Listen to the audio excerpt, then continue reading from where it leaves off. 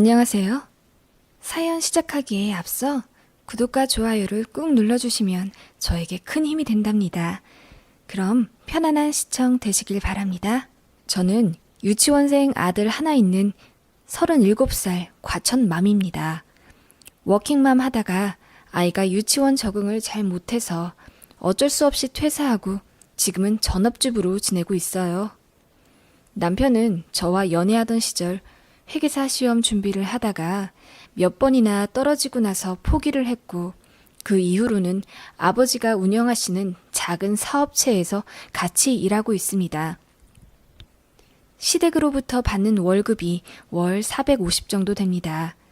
대출금도 없고 저희 부부 모두 딱히 크게 소비하지 않는 성격이라 결혼 7년 동안 둘이서 1억 2천 정도 모으게 되었어요. 그리고 저는 결혼 전부터 일하며 모아둔 돈이 7천만 원 정도 있었고 그 돈은 비상금 개념으로 제가 갖고 있기로 했어요. 남편도 동의했고 시댁에서도 알고 계세요. 어느 날 이 돈을 그냥 두기가 아깝다는 생각이 들더라고요. 모두 아시다시피 은행 이자는 날이 갈수록 이자율이 줄어들어 아무리 큰 돈을 예치해도 이자가 얼마 되지도 않잖아요. 요즘은 부동산이다, 주식이다, 코인이다 해서 재테크하며 돈을 불려가는데 은행에 그냥 두는 것이 좀 바보 같다는 생각이 들었어요. 그래서 남편과 상의 끝에 제가 모아둔 돈을 주식에 넣고 좀 불려보자 결정하게 된 거죠. 저는 대학도 상경 계열을 졸업해서 여의도 투자회사에서 일하고 있었어요.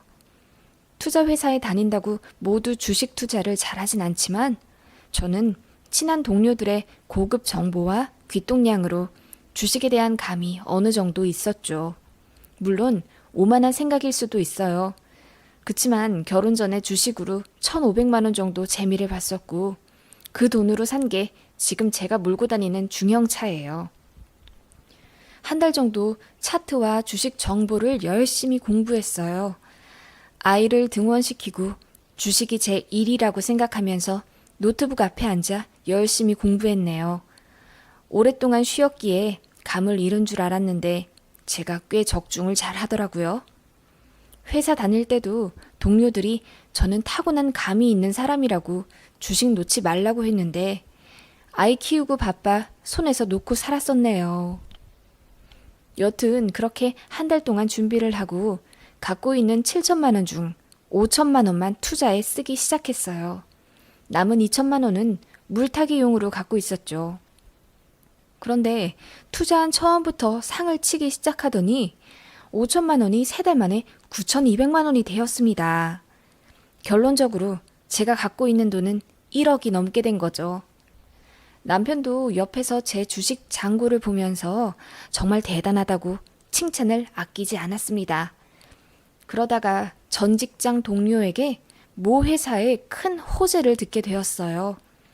중견기업인데 중국과 협력하여 우리나라 모 관광지에 매우 큰 쇼핑몰 시설과 놀이동산을 건립한다는 내용의 호재였습니다. 물론 투자는 소신껏 해야 하죠. 하지만 저는 그 중견기업을 예전부터 잘 알고 있었어요. 제가 일할 때도 자주 컨택했었던 회사이고 경영진도 괜찮다고 생각했었죠. 그래서 조금 더 정보를 조합한 후 제가 갖고 있는 1억을 모두 그 회사 주식에 넣었습니다. 몇 달 묵혀보자 싶었어요. 그런데 운 좋게도 넣자마자 이틀 만에 반응이 오기 시작했고 연달아 상을 쳤어요. 매일매일 30%씩 올라가는 걸 보면서 뺄까 말까 고민했지만 1억이 2억 되고 2억이 2억 5천 되니 욕심이 생기더라고요. 그래서 둘까 하다가 그만 다시 2억으로 내려갔습니다. 그래도 가진 돈의 2배나 올랐기 때문에 손해는 아니었죠. 이제 슬슬 빼야겠다 생각하던 와중 아이에게 유치원에서 큰 사고가 생기는 일이 있었어요. 친구와 교구로 다툼을 하던 중 교구의 뾰족한 부분에 눈 쪽에 크게 상처가 나서 찢겨지는 중대 사건이 일어나서 유치원 원장까지 병원으로 오게 되는 아찔한 사고였습니다. 자칫하면 실명으로 갈 수도 있었기에 저희 가족 모두 분노하며 그 가해 아이 부모에게 따지게 되었고 유치원과도 사이가 안 좋아져 결국 유치원을 퇴소하게 되었어요. 너무 정신이 없던 몇 주라 넣어둔 주식은 까맣게 잊고 있었죠.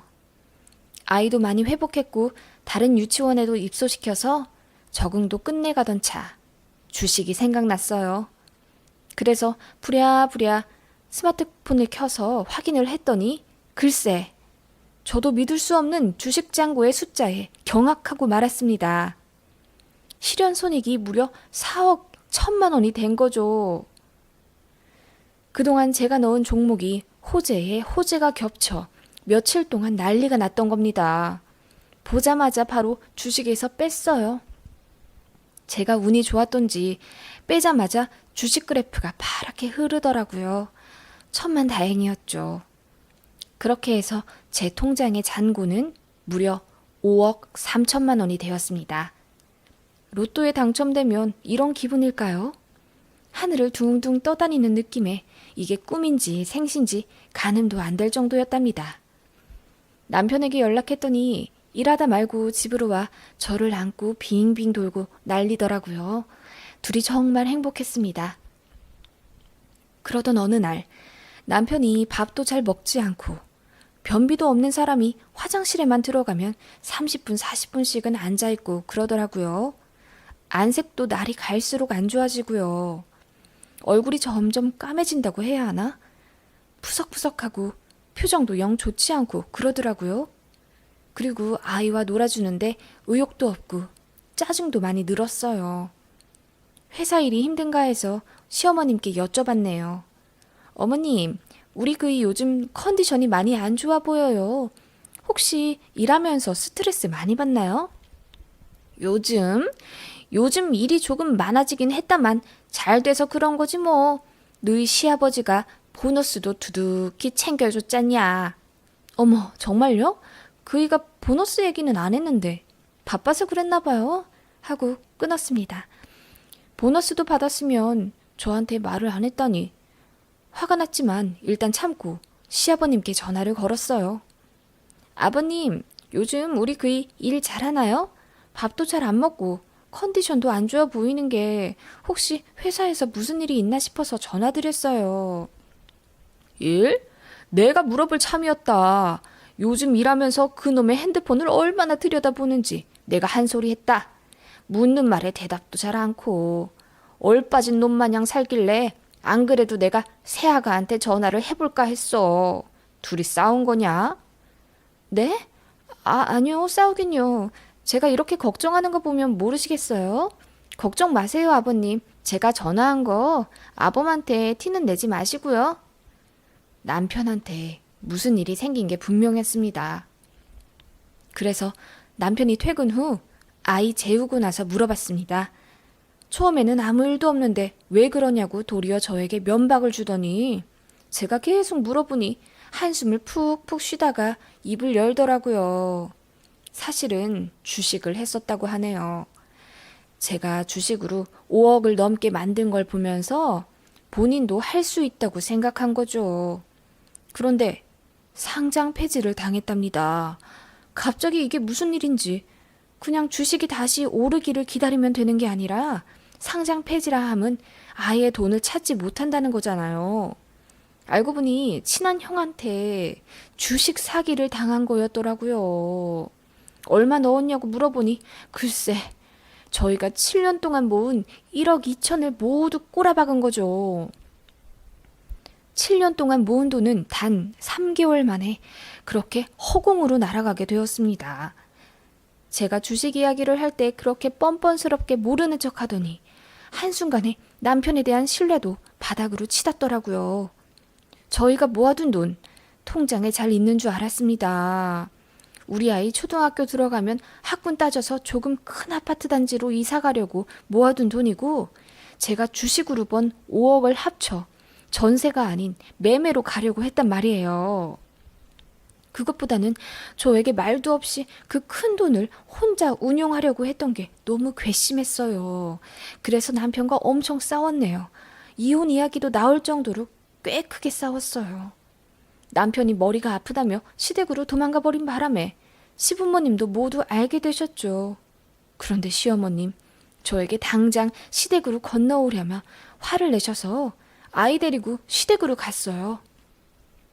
시어머님이 저와 아이 보자마자 아이는 남편이 데리고 나가라며 손잡고 밖으로 내보냈고 집에는 저와 시어머니 둘만 남았어요. 그리고 벼랑간 눈앞에 별이 번쩍. 시어머니께서 제 뺨을 후려치신 거예요.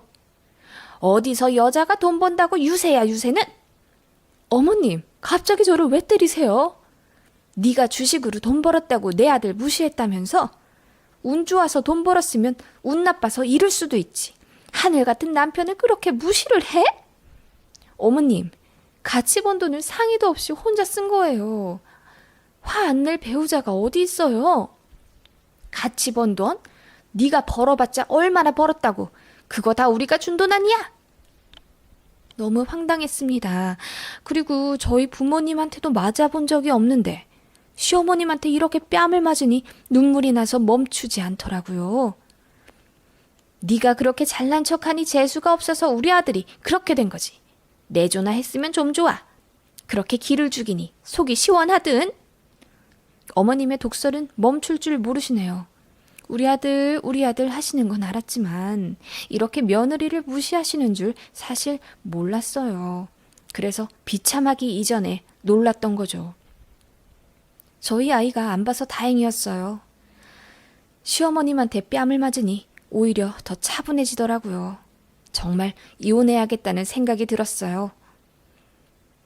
그 전에 저 임신했을 때 남편이 몰래 유흥업소 갔다가 걸렸을 때도 시어머니가 남편을 감싸서 싸움이 더 번졌었는데 아이 아빠라는 이유 하나만으로 용서했었어요. 그 이후에도 집안일과 육아 분담 때문에 싸우면서 정이 몇 번 떨어졌었는데 오히려 잘 됐다 싶었어요. 당당히 자립할 돈도 생겼고 더 참을 필요 없다는 생각이 들었네요.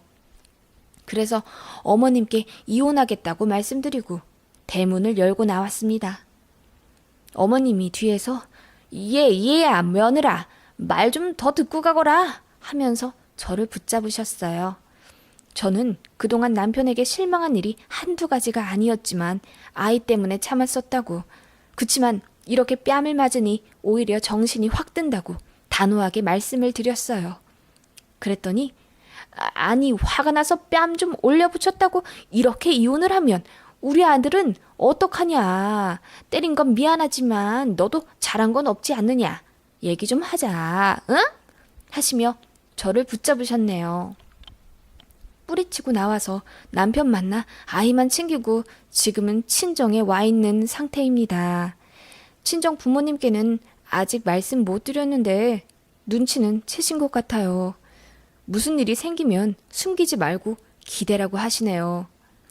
제 전화기는 남편과 시어머니 연락으로 불나고 있지만 받고 싶지 않아요. 주식으로 번 5억, 이혼하라고 하늘이 주신 돈처럼 느껴지네요.